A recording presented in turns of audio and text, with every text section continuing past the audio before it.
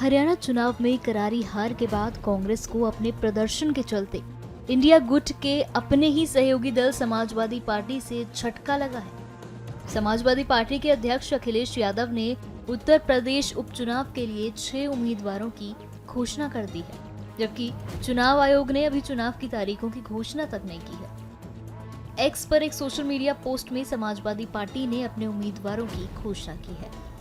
ये अचानक घोषणा ऐसे समय में की गई है जब कांग्रेस और सपा के बीच उपचुनावों के लिए सीट बंटवारे को लेकर भी मतभेद की खबरें चल रही हैं। खबरों के मुताबिक कांग्रेस और सपा के बीच सहमति बनने में दिक्कत आ रही है।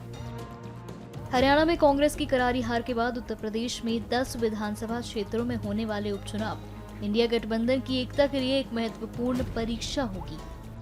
कांग्रेस पार्टी का और कांग्रेस नेतृत्व का बहुत स्पष्ट इसमें मत है कि उत्तर प्रदेश के 10 उपचुनावों में इंडिया गठबंधन के 10 सीटें लड़ेंगे और मिलकर आपसी समन्वय से इन 10 सीटों पर हम विजय हासिल करेंगे। ये हमारा लक्ष्य है। जिस तरह से 6 सीटों का ऐलान हो गया, कहा जा रहा है कि कोई आप लोगों से बातचीत में नहीं, कोई कॉन्फिडेंस में नहीं लिया गया। सच बात है, इसके बारे में जानकारी नहीं है।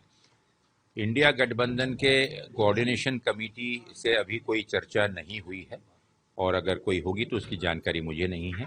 लेकिन कांग्रेस उत्तर प्रदेश कांग्रेस कमेटी की ओर से इन 10 विधानसभाओं में संविधान बचाओ संकल्प सम्मेलन का आयोजन हमने किया है।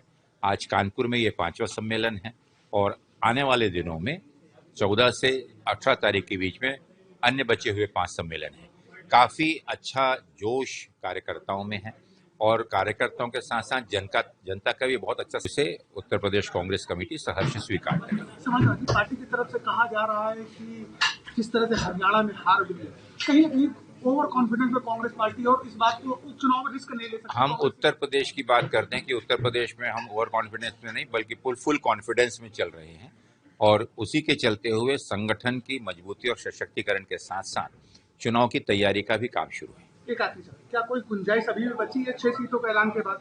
संभावनाएं हमेशा आखिर तक रहती हैं, उसे नकारा नहीं जा सकता। जो आज 6 विधानसभा सीटों पर प्रत्याशियों की घोषणा हुई है, उसमें से 5 सीटों पर सपा के विधायक पहले से ही थे और वो उन जगहों पर विधायक सांसद हो गए हैं और एक सीट जो और है वहां लोकसभा चुनाव में समाजवादी पार्टी ने भाजपा को हराने का काम किया था। इन 6 सीटों पर समाजवादी पार्टी भाजपा को से आगे रही है और उनको हराने का काम हुआ है। 4 सीटों बाकी हैं, उसमें कांग्रेस पार्टी से गठबंधन की बातचीत हुई है और हम लोगों को विश्वास है कि गठबंधन हो जाएगा। हमारा उद्देश्य है कि भारतीय जनता पार्टी को हराना है और गैर भाजपाई वोटों के बंटवारे को रोकना है। हालांकि कांग्रेस पार्टी ने जम्मू कश्मीर और हरियाणा में सपा को एक भी सीट नहीं दी।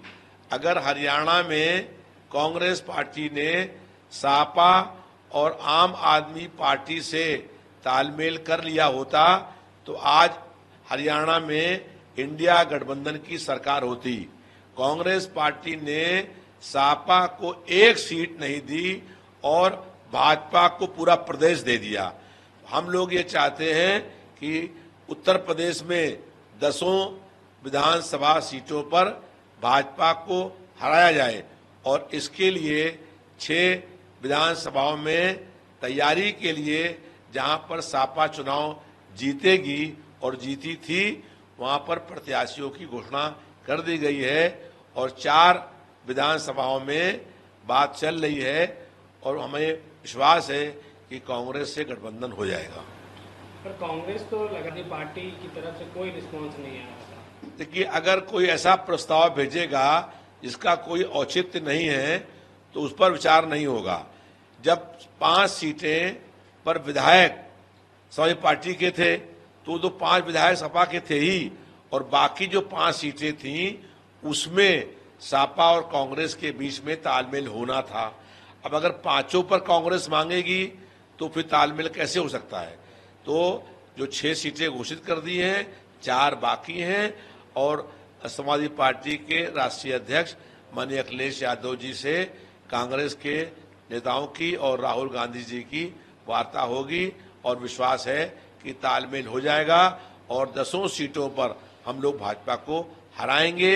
हालांकि इन 10 सीटों से जीतने और हारने से कोई सरकार ना बनेगी न कोई सरकार हटेगी, लेकिन भाजपा की जालिम सरकार पर जनता का अंकुश कायम हो जाएगा।